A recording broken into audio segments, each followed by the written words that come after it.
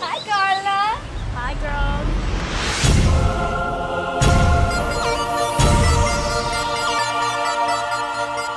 I see the boys are here.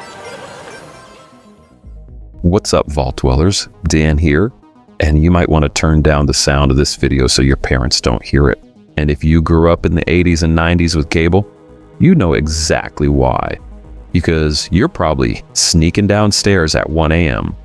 You've got the TV volume on whisper, and you've got one finger on the remote ready to flip to PBS if you hear a door open, because you're watching Cinemax after midnight, which became the beloved Skinemax. Or maybe you were putting in one of those VHS tapes that you got from the back of the video store. You know, it was next to the room with the beaded curtain. And our friends at the B Stream, they're trying to rebuild those amazing experiences. So let's take a look at 10 of their awesome films.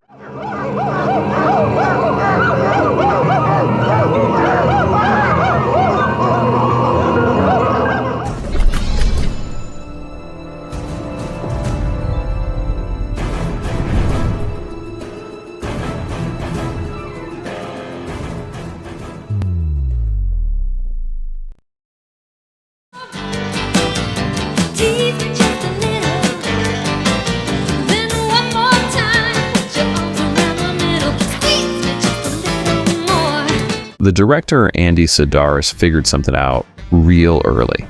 If you put beautiful women, Yeah, we gotta get some sleep. Sweet dreams. some guns, and a Hawaiian location together, people will watch your ship. Plot, totally optional. Picasso Trigger is technically a revenge thriller about agents getting killed. But that's like saying Baywatch was about lifeguarding. Really, nobody cared. Donna Spear and Hope Marie Carlton spent most of this movie in bathing suits while occasionally shooting people. Now for a little banjo music. Bye. I mean, you've got helicopters, dialogue that sounds like it was written poolside with a Mai Tai. You girls have a very stimulating act. Have you ever considered taking it on the road? As long as someone's selling tickets, my tail is shaking. She's got the right attitude. Sidaris made like 12 of these things, and they all have the same energy. Gorgeous people doing action movie stuff while wearing as little as possible. Didn't I tell you, Jade? I got a black belt in shotgun. I mean, I totally respect it. The man, he knew his lane and he stayed in it for like decades. These movies aired constantly on late night HBO and Cinemax. And you'd stumble onto them while channel surveying and just stay there. Not because the plot grabbed you. I mean, the plot barely exists. But because Sidaris understood exactly what people wanted at 2 a.m. on a Friday. No pretension, just tropical chaos and some eye candy. And he delivered like every single time.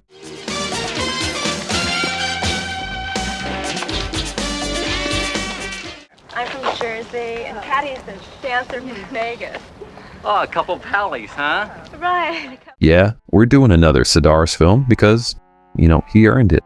Savage Beach, it takes the same cast, Spear and Carlton, but this time they're DEA agents, and they crash their plane on an island that has World War II gold on it, some treasure hunters, and about a dozen reasons to remove their clothing. And you know, here's what I love. Sidaris films the most beautiful locations he can find. He fills them with attractive people and just lets the camera roll. The plot about hidden gold and international criminals and ninjas, I mean, it barely matters. It's just window dressing. The real appeal is watching what's basically a vacation film, two beautiful women, minimal clothing, holding guns, and a frickin' ninja in the background. It's just truth in advertising. I saw that box a dozen times at the video store and couldn't wait to rent it. And it's just burned into my brain like every forbidden thing does when you're a teenager. Sidaris, he wasn't making art. He was making something much more honest than that.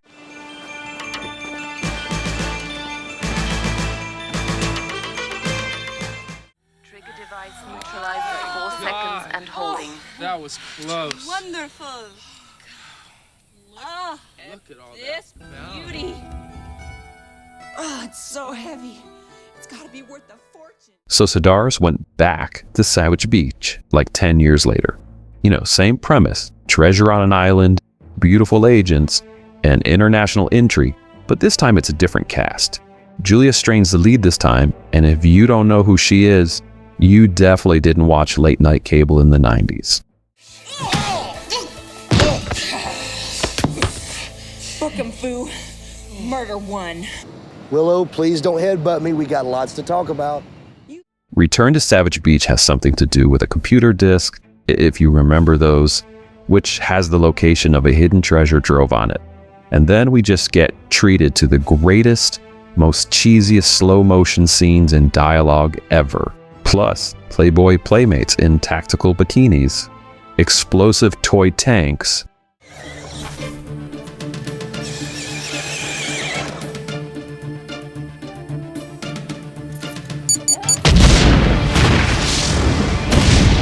ninjas everywhere, you know, throwing Chinese stars, shooting guns, and there's even one wearing a Kiss concert makeup.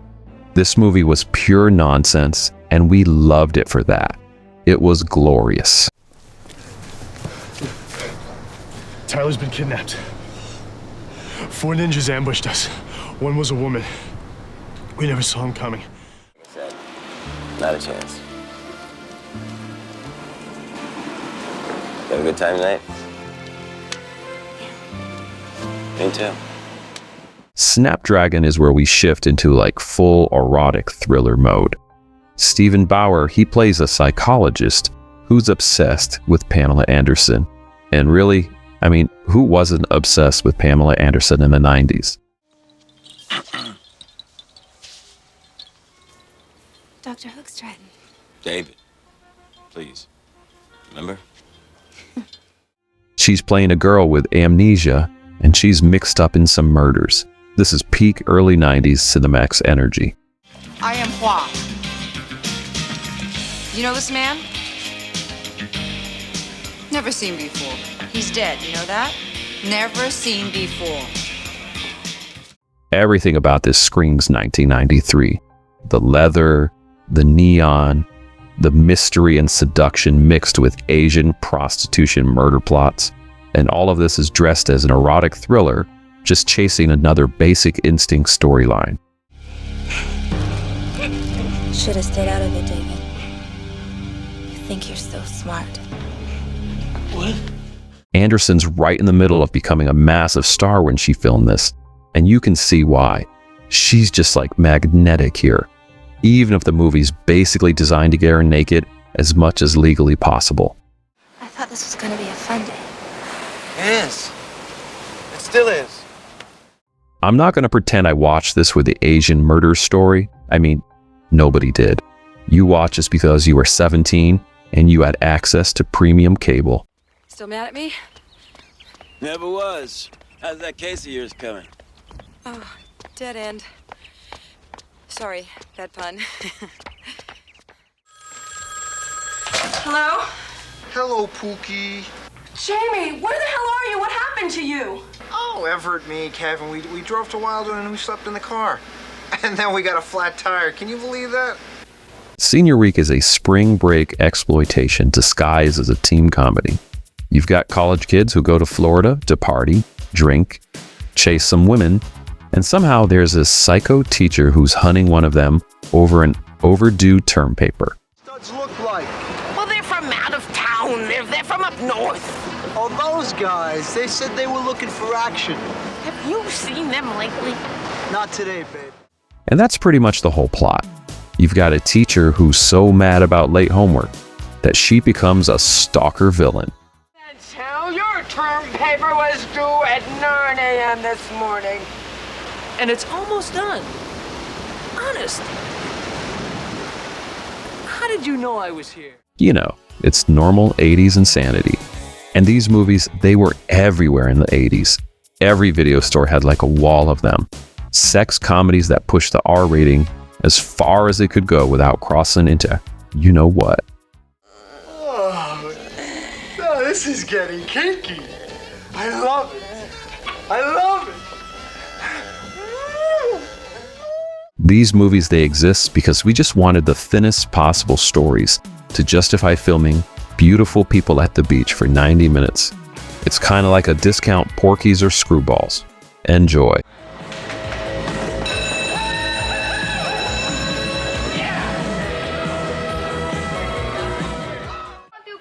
You want to play with us? Yeah. Yeah, well, you should come by our room after breakfast, yeah? Yeah. Costa Rican summer, it's trying to channel that 80s spring break movie vibe. You know, young surfer goes to Costa Rica and he's got to save his aunt's beach motel. And then while there, he resurrects a washed up surf champion, finds love, finds some waves, and he even finds himself. I mean, you know the drill. Hey, Ding Dong. I think today could be a special one for you. European men will no longer be allowed to wear Speedos on the beach. Thank God. It's got that direct-to-streaming comedy vibe where everyone's attractive and the problems, they're never very serious. Jazzercise class. Come on. Come on, baby, into my arms. I'm coming, sweetheart. Oh, you can't tell me this isn't for real. This is gay. Dinger. Guess who's back? It's Pamela Anderson, which, you know, is kind of perfect since she was in Snapdragon like 20 years before this one. It's got the same formula, beautiful people, beautiful tropical locations, minimal clothing, and too many jokes about sex and partying. Just all the good stuff. Look, I'm not claiming this is a great movie, but sometimes you don't want a great movie. Sometimes you want a surf comedy where attractive people make bad decisions in paradise, and that's okay. This is so little! If it would be any smaller, it would be invisible. He's hung like a... And now, here's a word from our sponsor, and we'll be right back, so don't you touch that dial. I know, commercials, how very 1987 of us. But here's the thing, the B-Stream, it's actually sponsoring this trip down movies your parents didn't want you watching lane, and they've got their entire catalog just loaded with great stuff like this. They've got all the late night cable classics that made you feel like a criminal at 2 in the morning. And they hooked you up with a 50% off plan using the code RETROVAULT. Check out their catalog, maybe join up, and you can stream it on whatever screen you want. All right. Let's get back to the show.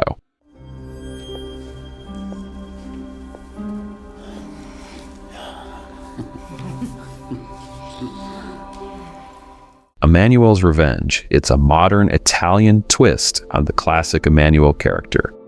But this time, it's about a wealthy businessman who gets drawn into a seduction game by Emmanuelle after he comes on too strong to a college student.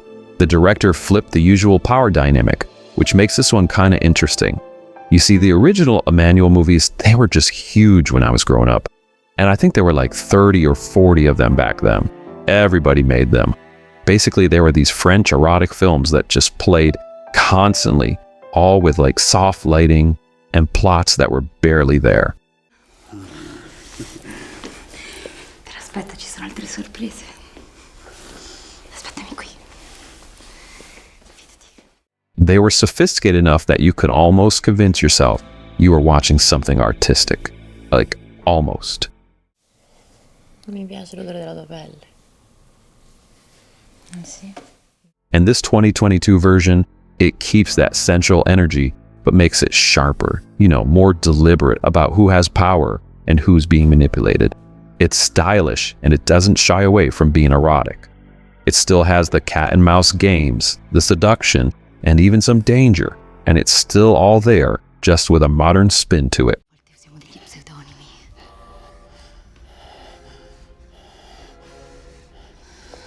Dove cazzo vai? Dove cazzo vai? Dove cazzo vai? Fammi uscire di qui! Emmanuelle! Emmanuelle!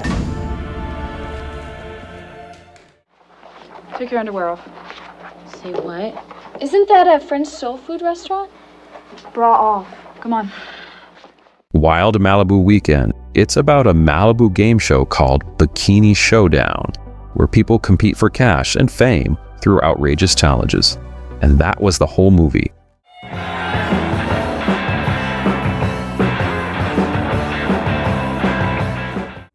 It was just an excuse to film hot people doing silly stuff in their swimwear, and everyone knew it. This was like pure USA up all night energy. I mean, you remember that block of programming on USA Network? It was Saturday nights, hosted by Gilbert Gottfried and Rhonda Shear, just cheap B-movies and sex comedies with commercial breaks full of terrible jokes. Wild Malibu Weekend played constantly in that rotation. It was never trying to be highbrow, because sometimes you just need junk food cinema, and this one delivers. I don't mean to offend you, sir. I mean, you're my favorite director in the whole world. But how does gluing a powder puff on a G-string qualify as art?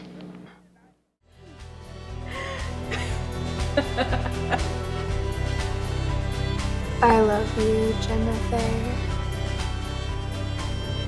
I've never said that to anyone before. Girls on Film is contemporary and darker than most on this list. It's about a cam girl who gets evicted, and she moves into a mansion with a disturbed heiress, and then she gets pulled into a toxic, seductive relationship.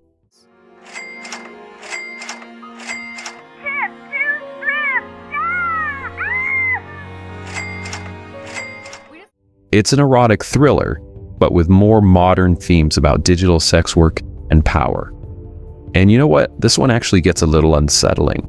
I mean, it's still erotic, but there's some real darkness in this one. We made $11,000 last night. There's no way. Yes way. If you grew up on erotic thrillers and wondered, what happened to the genre? Well, this is it. It evolved, and it got more self-aware and more willing to explore uncomfortable territory. I didn't mean to hurt you. Please, don't leave me. Please, don't leave me. It was a test to make sure you wouldn't leave me. You can draw a direct line from those 90 thrillers right to this one. And even though the tone's completely different, it's got the same bones, and it's just got different skin.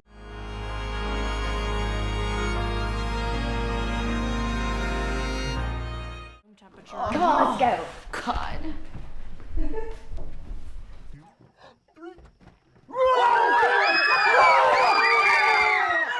Spring Break Massacre gives you exactly what the title promises. Sorority sisters are having a sleepover when the serial killer escapes from prison and comes for them. You think just because you're a virgin you're gonna live? Well, in this movie, everybody dies. It's spring break exploitation meets slasher horror, and it fully commits to both. Could I come in and watch you girls make out? Just kidding. This one's number one because it's like the perfect combination of everything late night cable was all about. Beautiful women, a sorority house setting, and then an old school slasher violence and practical gore. Well, not everyone. Yet. Daddy? Daddy, what's going on? Why are you doing this? I haven't done anything. Spring Break Massacre captures that chaotic 80s energy in just one film. It's not trying to be sophisticated. I mean, it's not apologizing for what it is. It just delivers slasher kills and spring break energy without pretending to be anything else. And honestly, that's why I love like every film on this list. None of these movies are pretending to be important cinema. They're just exploitation films made to fill late night programming slot and rental store shelves. And they did that job perfectly. You are thoroughly disgusting, Zoe. No. I was thinking more in the nature of a good prank. What did you have in mind? I don't know. They were always pulling jokes on us. The B-String catalog, it's basically just bottled nostalgia for everyone who remembers what it felt like to sneak downstairs at 1 a.m., keep the volume below 5, and watch movies you definitely weren't supposed to see. These films, they're not masterpieces, but there's something better. They're honest about what they are. It's late night cable magic captured forever. If you like these type of movies, let me know in the comments which ones I should talk about in the future video. And until then, keep it weird, folks.